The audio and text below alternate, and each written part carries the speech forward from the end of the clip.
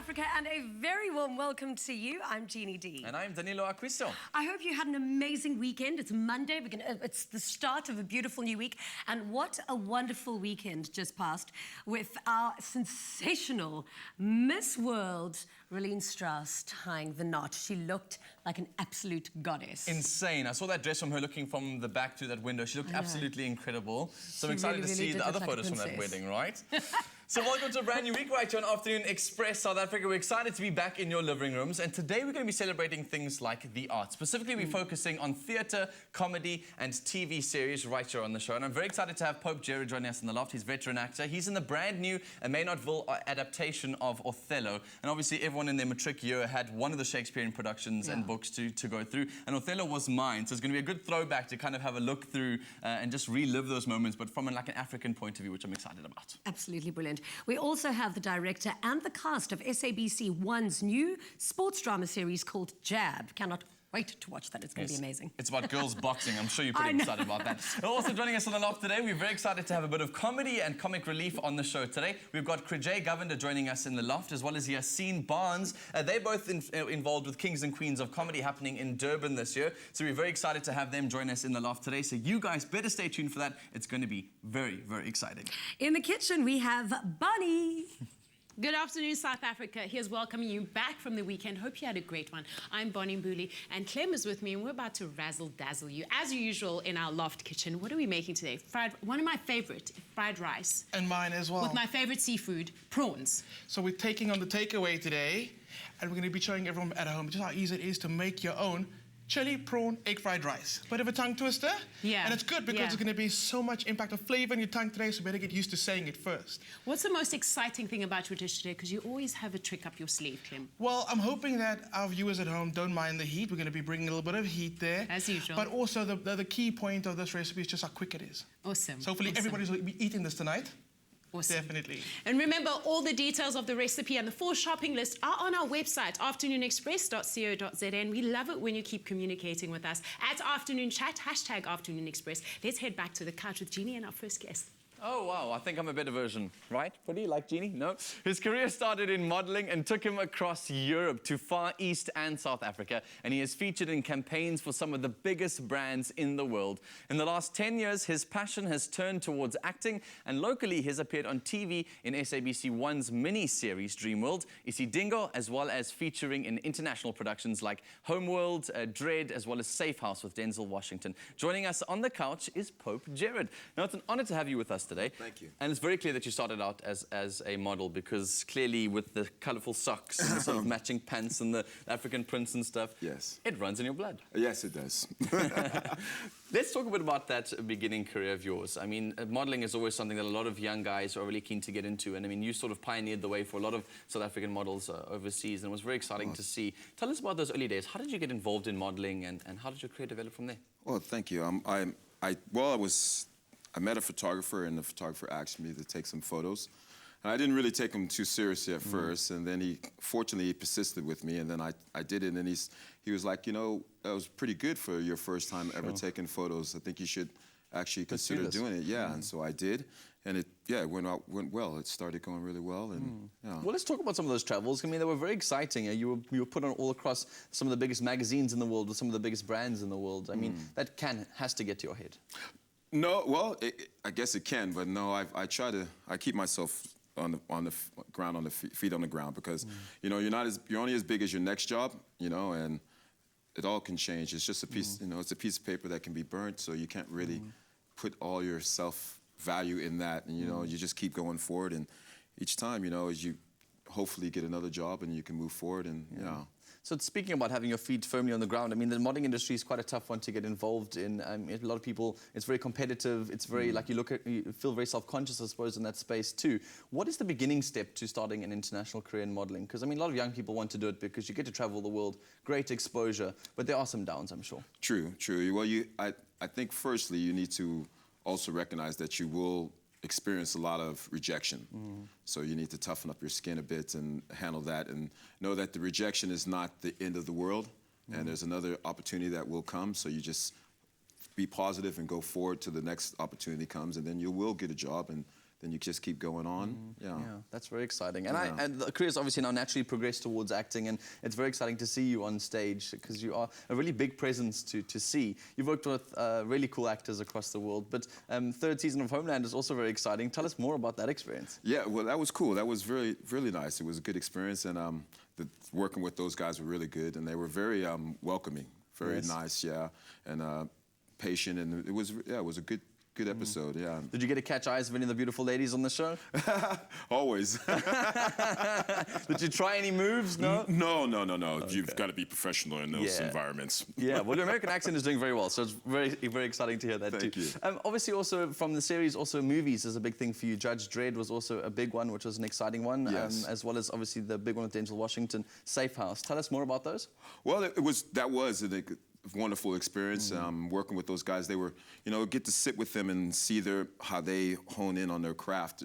They're very, very focused, but also, they're courteous to each other and courteous to other people. And so that was nice to see how they could also mix with everybody and still stay humble but still stay focused, and they were extremely focused, which was good to also learn from them with that. I'm sure you must have taken a lot from them. I mean, they do this all the time, and all actors are trying to build their way towards getting that lead role. I mean, your second one, The Jakes Are Missing, also, I think you took a lot of pride in that role. So tell us about that experience. Well, that was fun. It was great. It was a nice family movie, comedy with a little bit of action and suspense, and that was great because it was nice working with everybody on the cast, and they were all very talented, and we had a good response, so that was great that everyone liked it and received it well, and we had a lot of fun doing it. It was a lot of laughter but also hard work. We worked very hard. But yeah, it was nice. Sometimes being on a set like that can be incredibly draining. I mean, you're there for very long periods of time and you're trying to hone all your energy into just being your character. And somebody like yourself who's got a lot of projects on at the same time, does it take a really long time for you guys to put that film together?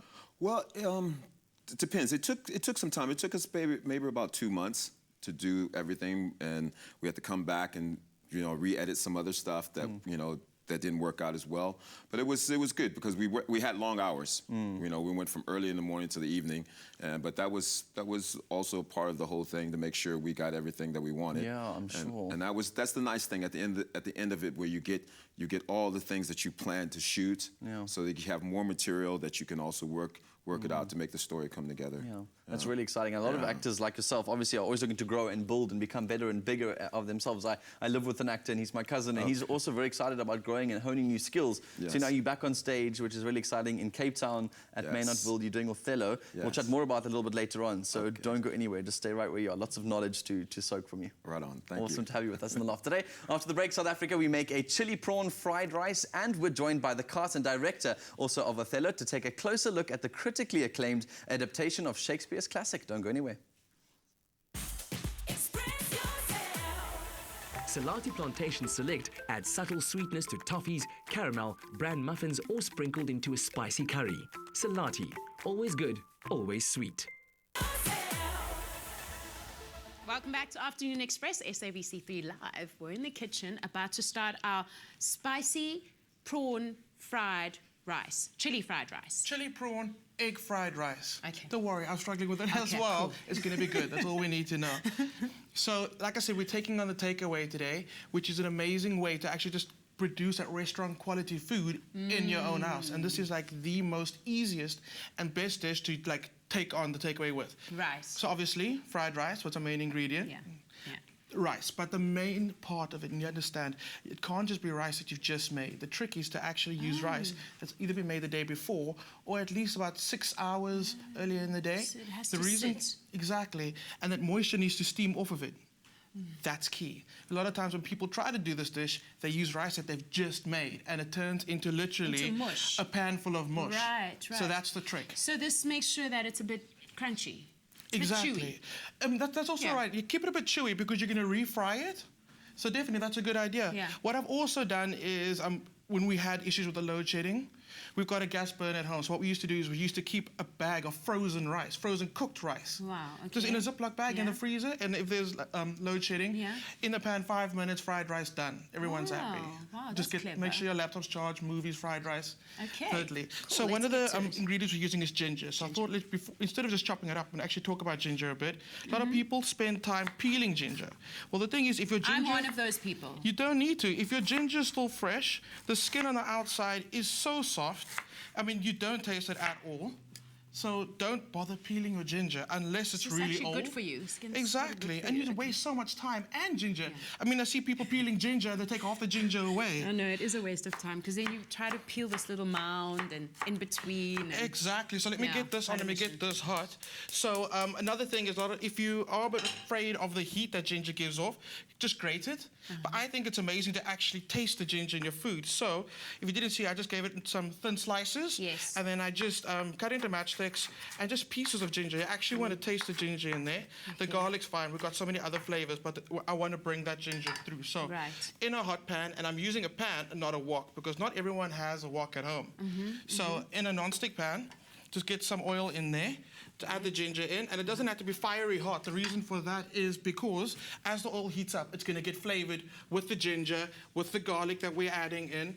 And today we're using sambal oelek, which is a chili paste. You can use any Asian chili paste. Sambal oelek's really good because it's got a bit of, sometimes it's got a bit of garlic and a little extra seasoning in there. So we're going to get that in there.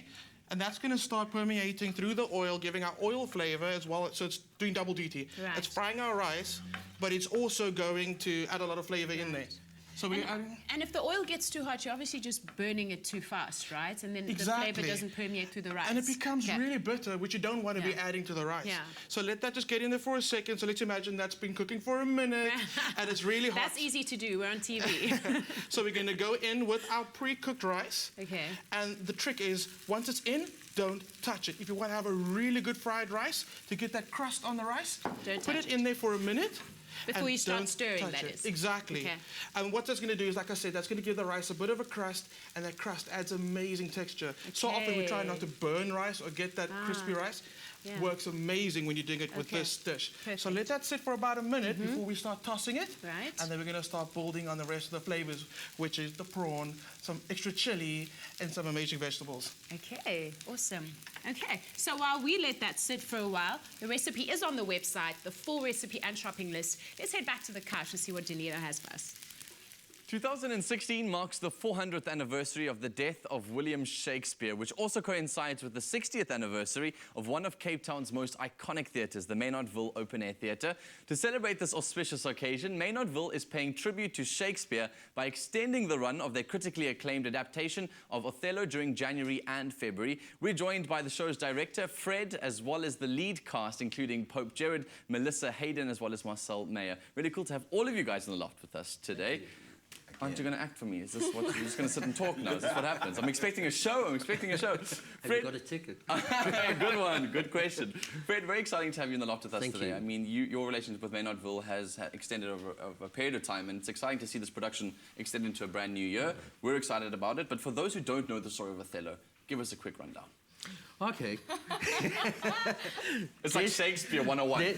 This is the sidekick, Iago, and Othello. Been through a lot together, fought many battles together. Besties, show me a fist pump. Show me how besties do fist pumps. There we go, okay.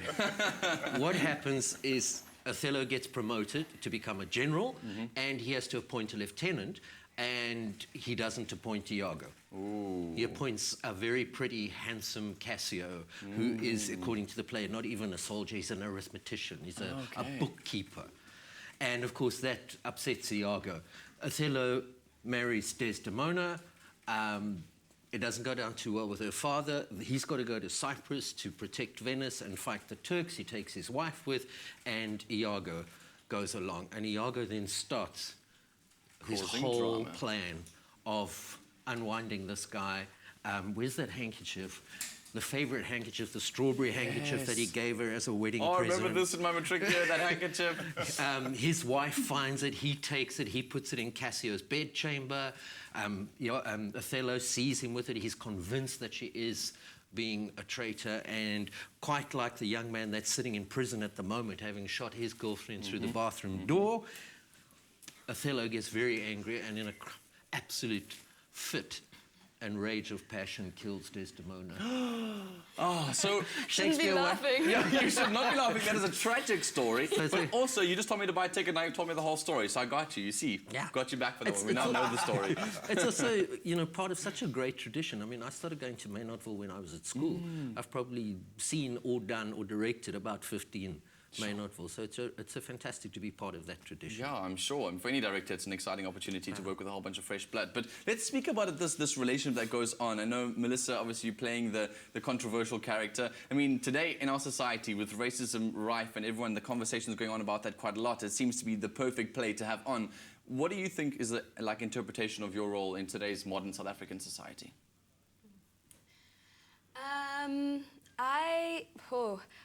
I think that Desdemona is closer to a lot of young girls than they think. She can come across as someone very pure and, you know, like angelic and far away, but we're strong. We make our own decisions, and the great thing about Desdemona is that the thing that leads her life is love, and so despite whatever happens to her, that is her strength. Her strength is her love. Yeah. That is her weapon. And she'll hold that on forever. Yeah, and she's strong. She's much stronger. She's not a weak woman, and it's wonderful playing her because you can actually show that. Yes. You can be the rebel. She married a black guy 400 years ago. A gorgeous black guy. And she loves him. Pope, that beaming smile.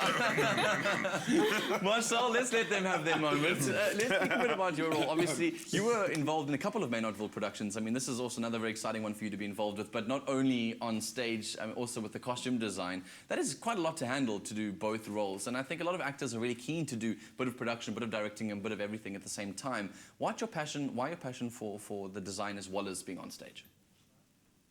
Is that quite a tricky question to ask? I don't know. I've always been involved in the arts, in fine art and in theatre, and something like design is the perfect combination of the two, because you're using skills that you would apply in fine art, but you're working in a collaborative form, which is the theatre. Which I think is nice. I mean, you get to do a bit of both. And I mean, that love for bringing these characters to life through the costume. How did you choose to adapt this to kind of like a South African context, or did you not try? No, we've set it in the historical period that it's set in the Italian Renaissance, but what we've done is we've stripped all colour out of the... Because if you think of those Titian paintings or Da Vinci paintings, they're rich in reds and blues and things. So we've stripped all colour and we've literally done it in white and black. So everyone is in white, except for Othello, who's in black. So he stands out in glorious isolation in this world, this racist world that is the Venetian society. And then the spirit of his mother is the only other character in black.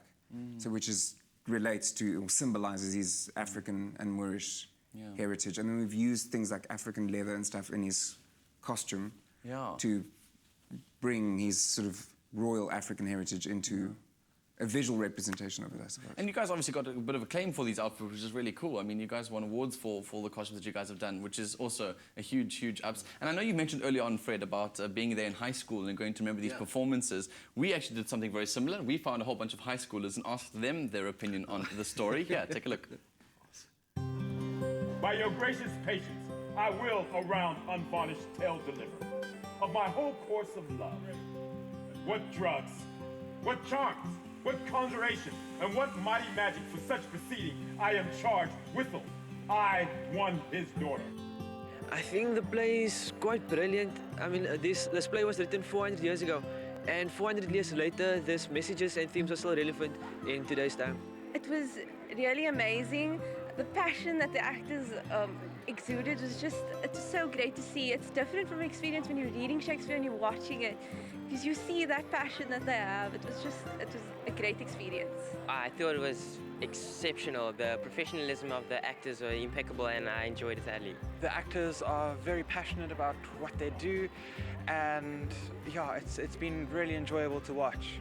I love the simplistic sets, and the costumes are really awesome. I think it's really well put together. It's brilliant and captivating. It's a really good play. Olympus high and duck again as low as hails from heaven. If it were now to die, 'twere now to be most happy. The heavens forbid, but that our loves and comforts should increase, even as our days do grow. I think Othello is relevant today because people can actually still relate to the story which was written 400 years ago. I find that quite fascinating. If you look in a cultural retrospect, you'll see that Othello being the black and Desdemona being the white, it shows that multiculturalism was real back in the day, and that South Africa as a whole also coming together as a culture. There's no culture shock. It's just black and white uniting together. Coming back from our history, it's still relevant because we need to see that the inequality was very rife and we are still moving past it. It can also show us that what can happen, we can have equal rights for everyone. I pray, talk me of Cassio. The handkerchief! The man that all his time have founded his good fortunes on your love, shared dangers with you. The handkerchief! Oh, in sooth you are to blame. Away! I'll prefer theatre over any other media, as this is not pre-recorded, it's live, and it brings the book and play alive, and we can see this thing unfold as if it's happening right now. I'd say it gives you a deeper insight into the play, because it cannot compare to just reading the drama script in class. Seeing it live, it helps you to understand it better as you see it with the expressions and body language, etc. We've got all these disadvantaged students who don't get to come out and experience it. So it's really amazing to be here today, and everybody can come together and we can watch it together. All these students, it's a great experience and a great opportunity. Sure, so many accolades, so many young people really, really excited to come and check out the production, which is so cool. Pope, we haven't had a chance to hear your comments on the production. Obviously, a whole bunch of changes had to be made with the New Year's production, and you sort of stepped in right then and said, like, well, I'm just going to take over the lead. How did that work with the production process, and what was your experience like? Oh, it's been great, and I've got to work with excellent talent, and fortunate that Fred asked me to do this, and I'm so honored, actually. It's been such a learning and great experience for myself that it's unpriceable, actually. I can't put anything on it. You know, it's just been so rewarding, really. It's like I'm speechless about it. Every time it's been a different experience, and each time it's been rewarding, and they've been so patient with me and helping me carry it through, helping me do things and teaching me so much, and it's really, I'm honored. I'm so humbled, yeah. Fred, Marcel, cast, guys, really cool to have you in the loft with us today, and congratulations on a beautiful, beautiful production. Thank you. So if you're in Cape Town and you want to go and catch Othello, then make sure you head to the Maynardville Open Air, where the production is running until the 23rd of February. Now, after the break, we chat to the director and key cast of SABC 1's new drama series. It's called The Jab, so stay right where you are.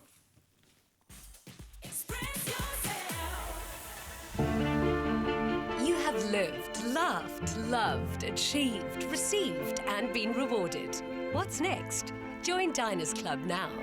This February, you stand a chance of winning an unforgettable Diners Club experience at the prestigious Saxon Hotel, Villas and Spa in Johannesburg with Afternoon Express. Prize includes accommodation and breakfast at the Saxon. Lunch prepared by world-renowned chef Luke Dale Roberts in the company of me, Jeannie D, as well as a spa treatment and a whiskey and food pairing at the exclusive 1805. Visit afternoonexpress.co.za/giveaways to enter. T's and C's apply and are also available on our website.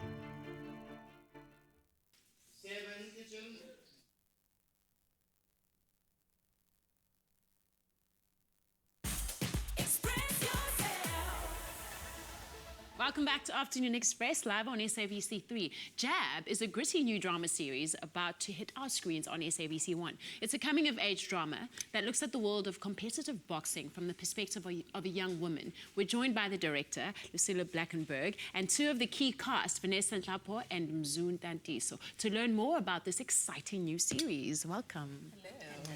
So, in a nutshell, LUCILLA, please take us through the storyline of Jab. What's it about? It's told from the point of view of B. Sondlo, who is 19 years old, living in Langa, set in Langa. Her brother, whom Mzu plays, Mandla, is in a wheelchair. And she's just faced with so many obstacles trying to grow up. Her father isn't there, and it's a rough area, right? So she goes through, we've thrown everything at her.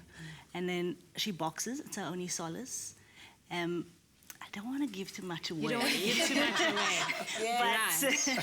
But that's already a lot to chew on. She fights, yeah. She fights. Yeah, in both in her world and in the ring. She's a Yes, fighter. yes. So Vanessa, tell us about the journey through this character.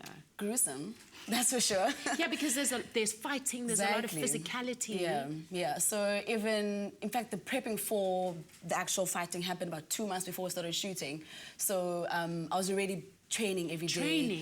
Long hours, diet, everything, just to the T. So even before I started shooting already, I was prepped before, and it was on top of having to, you know, be in and become this character and bring her to life, also having to take on a form of sport, which is boxing, which is not necessarily easy. It's an art, you know, it's an art. So it was great, but at the same time, it was so gruesome. And I mean, sports dramas are a genre we haven't played around with in South Africa much.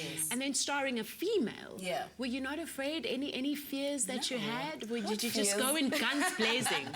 No, I think the only fear that I had was maybe not portraying the character as, you know, as Lucilla had intended when you know, she wrote this baby. But other than that, I had no fears. I mean, she's an incredible, you know, character to play, and I enjoyed every minute playing her, and the cast was amazing. I really had no fears other than the fact that I really wanted to really bring her to life and show who she really is, you know, in my own interpretation, essentially, Speaking of great cast, Mzu, you play the brother, disabled brother in a wheelchair. I mean, that's quite a stretching role for an actor. Yeah, but it was awesome because it's very different from everything I've ever played before. Right. And having to deal with that thing called a wheelchair is amazing because, yeah, you learn a lot. But then also trying to make sure it doesn't upstage you is very interesting. Wow, that's So incredible. it was very interesting to work with. Did you find that after a while you forgot about the wheelchair and it just became a part of your No, I didn't, just because I believe that the character was not used to the wheelchair. So then I made sure that I wasn't used to the wheelchair. So it was awkward interacting with it, but it was interesting. What do you think your character's impact is in the series? Look, having to deal with a situation where you were playing your rightful role in your sister's life, but then not blaming her for things that have happened to you because of that role, has been very interesting to do that. So that's the biggest impact, dealing with your stuff. Oh, I love talking to actors. So, Lucilla, you tackle some really deep issues in the film, like gender-based violence. You tackle some stigmas, social stigmas that still exist in South Africa. What do you think is going to be the takeaway for young women after watching the series? Look, I can hope. Obviously, we don't know how people are going to react. It is a bit... I've never seen anything like it on SABC before. And I think the storyline is very much about honor. You know, it's all about doing the right thing. And I hope that for young women especially, that will come through. And then I hope it does something for the sport. There's a lot more women boxing nowadays, so maybe it'll make it a bit more popular. And what have you learnt about females in boxing that you per se didn't know about before? That they are great. I also women are just great. No, in general, women are great, but I had no idea that there are women in boxing who are actually doing amazing things. I mean, one of the girls that we're shooting with, she's now world champion in her category. So things like that, I had no idea that women can get that far in boxing. So it was very educational for me. Very educational. What are some of the challenges mentally and physically playing a role that is so physically active? I've played physically active roles before, and it gruels every part of you. Yes. I mean, how long would you shoot your fight scenes for? Our fight scenes at some point actually went for the entire day even. They were, really? Yeah, the bigger they were, the longer the technicalities of it all kind of came into play. But I think what helped me kind of keep the balance is trying to constantly be in character. But it was really awesome having people like Lucilla and Mzu who kept you in that space and in that frame of mind. And when you needed it, when I felt that, okay, I'm losing the plot a little bit, they'd bring me back in again and be like, okay, cool, this is what we're talking, this is the vibe, this is the story. And he effortlessly did it through his own acting. So immediately I picked myself up again, I was like, cool, I'm here, let's do it, you know? So yeah. And all the other fighters were real fighters. Were real fighters. So it made it easy. They didn't have to act and pretend. So the knocks were real. They were real. You also have a very fresh approach to production. Your production company also trains young people in gaining experience in the industry. Please tell us about that. It's Community Media Trust as an NGO. We've been around since 1998. So we do media with social messaging. So you're a non-profit production company. Everything goes back into the NGO. We train people, we do journalism, we run a community news website. But nobody makes any money. We put it back into the organization and we keep working. Wow, that's incredible. I can't wait to watch the series. Yeah. Quite all the best. excited. Yeah. Yes. Yeah. Thank you so much. Thank you. Thank you. Make sure you catch season 1 of Jab, which starts Friday, the 12th of February at 8:30 p.m. on SABC1. After the break, we're joined by actress and comedian Krijay Govender, who's part of an exciting show coming up on KZN this coming weekend. We'll be right back. Five Roses blends only the top 2 leaves of the finest Ceylon teas. Because nobody makes better tea than you and Five Roses. Welcome back to Afternoon Express. Now, one of the highlights on this year's KZN calendar is the Durban Kings and Queens of Comedy.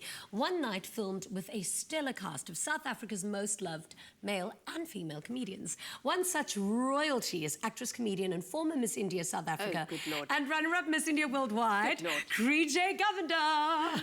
I love you. I'm so happy to have you on the couch. Welcome. Well, thank you very much. I wanted to share something with you. I've been dying to be on your show because I found out from a plastic surgeon friend of mine. Yes. Do you remember when Lady Di had that, everybody went and they took a picture of Lady Di and they said to the hairdresser, please make me look like this? Yes, they wanted the Diana Well, haircut. apparently in South Africa, everybody takes your picture and takes it to the... Which part? That part or that The whole thing. And they say, please make me look like this. I tried it and it worked. So...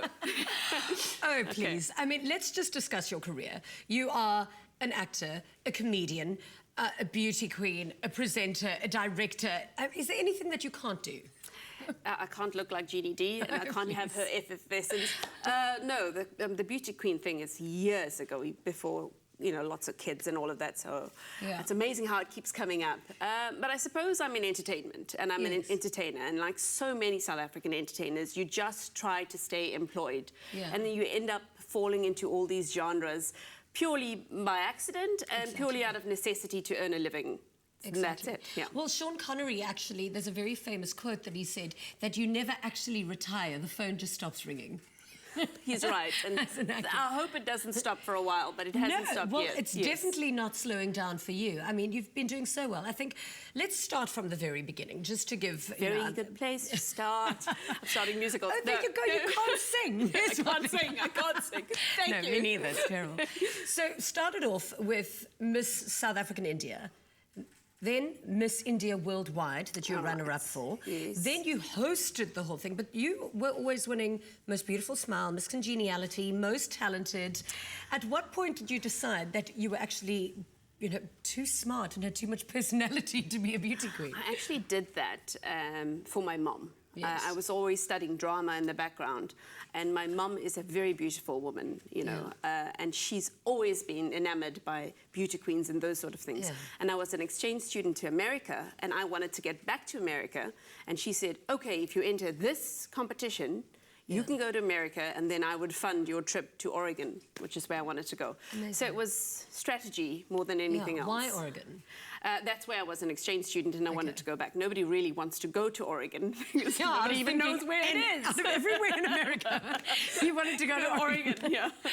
Symbol is an umbrella. No. And that's how that happened in that chapter. But drama was always, and I did a master's in drama. So I was the theatre, and I see you've had Shakespeare on today, and those sort of things have always been my passion. Yeah. So I knew I was going to end up in entertainment, and I knew I was going to end up in... I didn't think television that much, but I knew I was going to definitely end up in entertainment. And stand-up comedy kind of came about via emceeing and, you know, saying a joke here and there. And Flismus was kind enough, John Flismus was kind enough to say to me, you know what, Creed, you should do this for a living. You know what, it is quite remarkable when you find a woman that is very beautiful, and then when she opens her mouth, she's hysterical. I mean, I've watched you, and you are very, very funny. Do you find that people react differently to you because they're kind of shocked by the fact that you're beautiful and then smart and funny? You can keep going, I quite like that. But no, I think South Africans are a wonderful audience, and we just accept South Africans for who they are, whether they're on stage or not. And I've never been called beautiful, so thank you, that's very kind. But okay, Miss India. But it takes, it really, really takes. You can't take all of that in. You've just got to focus on the job at hand. So yeah. Then you did so well with acting. I mean, you were in Generations, Isidingo. What was that experience like? That was very daunting because I think I'm quite big, you know, and the TV is required and the performance on TV is required something quite small. So I stayed on camera for a while and then I found myself much more comfortable in the director's chair. And that's because I know I'm a stage performer, I know I'm a live performer and I love performing live. And I think television requires quite a different skill. So as much as I enjoyed it, I think of all the things that I've done, it's been the most intimidating, you know. But don't you think because you are a performer, you know how you would want to be directed, and that's perhaps why you're a good director? Yes, yes. I definitely learned from working in front of the camera how to speak to actors and what they'd want, you know, reassurance, telling them how good they are, how wonderful they are, and then giving the notes of performance. But I've really, really enjoyed directing than being in front of the camera. But stage is, you know, stage and live work, because it's so frightening, isn't that just crazy? But because it's so frightening, I enjoy it the most. Yeah. So we've got Kings and Queens of Comedy coming up soon. We're going to be chatting about it in a little while. We're coming back to you now. But for now, Bonnie's in the kitchen making us dinner. Thank you, Jeannie. Okay, so we're in the home stretch of our fried rice with prawns, right? Yes. Okay. It looks like a lot of ingredients, but it's all just large amounts of it. So as I said, we've just fried up the rice with the ginger, garlic, chili paste. So we got it back on the heat again. That rice is looking magical. I just love that golden color. And it's smelling amazing. So we're going with some soy sauce? Just a little bit, because we're not adding any salt to it. We're going to bring out some of that saltiness there. And I'm using oyster sauce. It's not essential, but it's going to add more flavor to it. And does it give it a fishy taste? It does. It gives it a sweet, savory. It's called umami. Yes, umami absolutely. flavor. Okay. So we're just flipping that sauce through there. Can you pass the prawns? Yeah, of course. I'll pass the prawns. There we go. All of it. Let's not even be shy. So these prawns, I've shocked them, and we've spoken about shocking before. When you cook them, pop them in some ice water just to stop them overcooking, so that prawns are already cooked.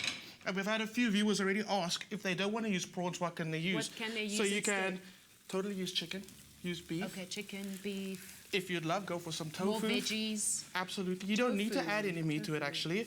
So just get that through there.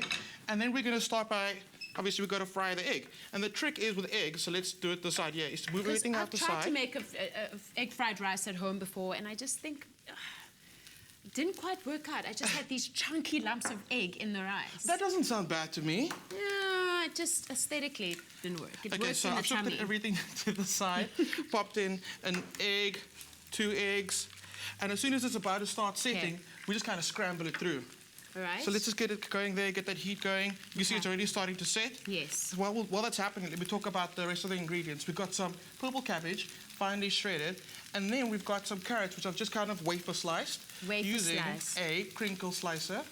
I mean, every kitchen should have this. I mean, it's like... Yeah, I was about to say I need to get me one of those, and then you said every kitchen should have one. And it's the best way to add texture to your salads and to dishes.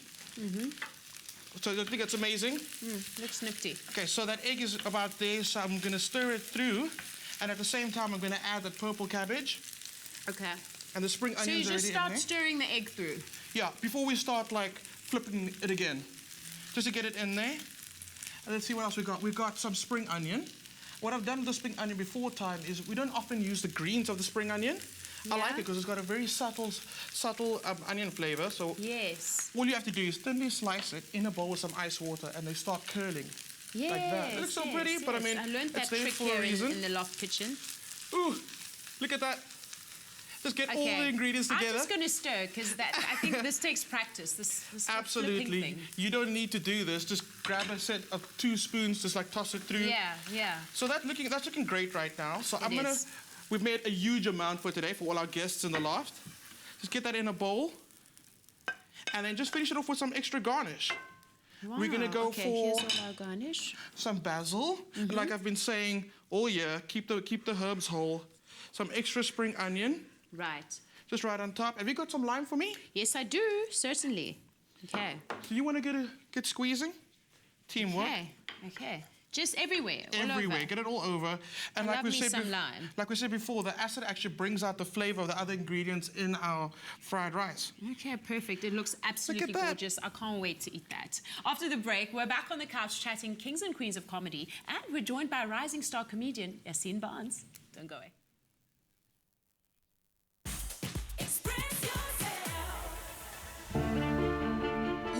lived, laughed, loved, achieved, received, and been rewarded. What's next? Join Diners Club now.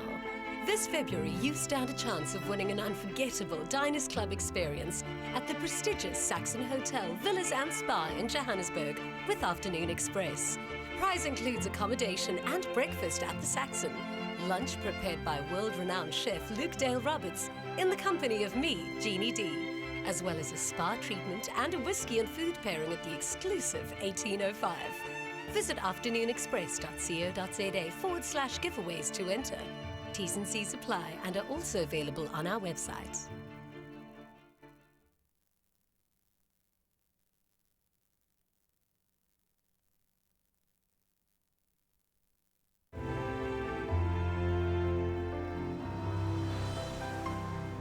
Fresh Pack. Goodness comes naturally.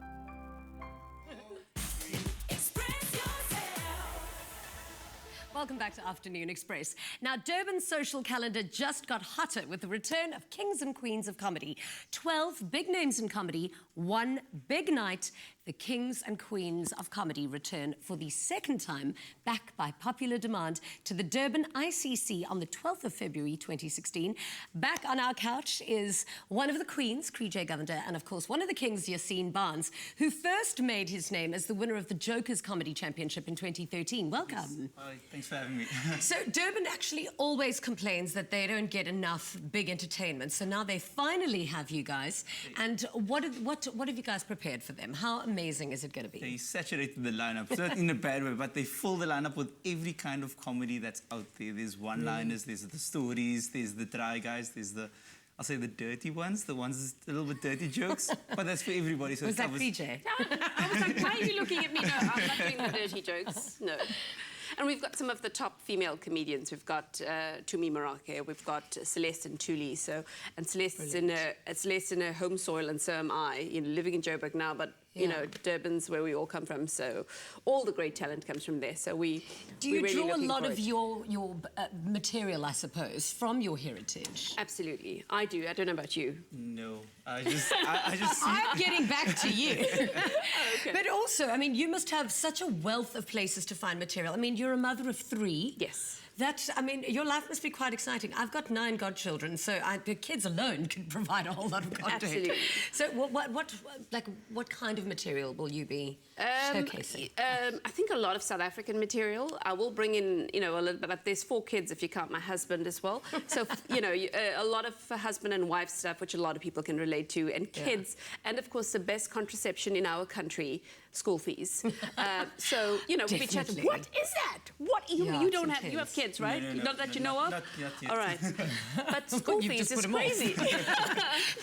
Yeah. So, you know, those sort of things that are very relatable across the board. And I think it's time in our country to pull some of that Madiba magic and draw on unity rather than division. So we've heard who the queens are. Who are some of the kings in the lineup? I'm not going to say myself. I think I'm just a prince. I'm just still at the bottom of the lineup. I'm just the prince of comedy.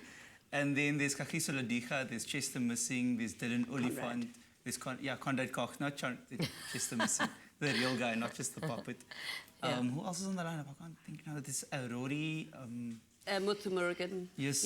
And names are beside me, but there's still much more guys on the lineup. 13. As well. 13. Wow. Yeah. It's a fat lineup. But now you are really well known for writing very good material for other comedians, and now you're writing for yourself. Yes. What can we expect from your act? The shortest form of a joke. That's I tell dad jokes. You know, you tell dad jokes? Yeah, that joke where you go like, oh, it's so bad, but I like the joke. Oh, so you and Danilo would get along really well. He tells the worst jokes ever. I tell the worst jokes. That's why every day I wake up and I go, how can I unimpress people every day? And then I make you laugh with bad jokes. Dad jokes, yeah. You're also a regular guest on Good Hope FM's Comedy Thursday. So how do you make your material stay fresh and relevant? That's the problem with South Africa, is that there's always so much material, but the problem is that the jokes write themselves. Yeah. So you watch the news and you go, I can't tell that joke because it's already the joke. It's funny because it's true. Exactly that. And then, with the radio is nice because it lets us keep fresh every time. Every time we go up with new stuff, and That's the way we work now, yeah. South African audiences love comedy, though. I mean, what's it like when there's always bums in seats? It's almost overtaking theatre, dare I say that. But it really is. Forgeries of jealousy. It is, because it's not as expensive as theatre. It's very easily accessible, and I think one of the things is that it's very needed. Yeah. You know. Yeah. I always say that we live in such a diverse country, such a mixed country, but also countries have got an undercurrent of tension that's building. I think we can all sort of feel that, and so this is our release, not just as comedians, but as the audience as well. And it is a very South African thing to kind of laugh at our situation. It unifies the room, because you see people from different races and different ages, but when the joke lands, everybody laughs as one, and it's like a national anthem when you laugh. Never heard that before. Exactly. A joke landing. Wow. Well, Because you put it Durban, up you're in there. for it. Now, if a good laugh is what you're looking for, then make sure you catch the Kings and Queens of Comedy at the Durban ICC on the 12th of February 2016. Doors open at 7 p.m. and the show starts at 8 p.m. Over to you, Danilo and Bambizzle. Let's go eat. Smell food, but I can't see food, right? See, I told you I should be in your comedy show. Next year, I'm on the lineup. I have terrible food jokes for you. No, they really do outsell tickets at the moment, and if you were on that list. Clem, this looks amazing. I can't wait to taste it. So Doesn't it just? Doesn't it just? And to you Well as done, well, Bonnie, help in the yes. kitchen, Yeah, definitely. it's my pleasure. I love being in the kitchen with you. Always make magic. Oh, sweet. She threw those carbs in for you, Jeannie. Yes. Can I dish up for you? Please do. actually? Can I start with you? Go ahead. There you go. Are you the mother I'm of the the table? feeder. I know. She's taking on the Indian role. Yeah, that's it from us, but we'll be back on Wednesday. Cricket will be on tomorrow, so we'll miss you too. Yes, I know. I'm sure there'll be lots of crickets going on in people's living rooms too. So very exciting to have you guys on the show with us. Good luck with the show out in Durban. So I hope you guys do incredibly well, and I hope many more years of Kings and Queens of Comedy. And a happy birthday to our floor manager. Yes. Bye. See you on Wednesday. Bye. Tomorrow, Afternoon Express will be off-air due to the cricket, as the Proteas take on England in the third ODI in Centurion. But we'll be back on your screens on Wednesday, the 10th of February. Another feel-good production. Hi YouTubers, thank you so much for watching. Your support means the world to us. Join the Afternoon Express family by subscribing to our channel right here. And we'll keep you up to date with all our recipes and of course our fabulous episodes. Also, feel free to leave a comment and share this video. We do love it when you express yourself.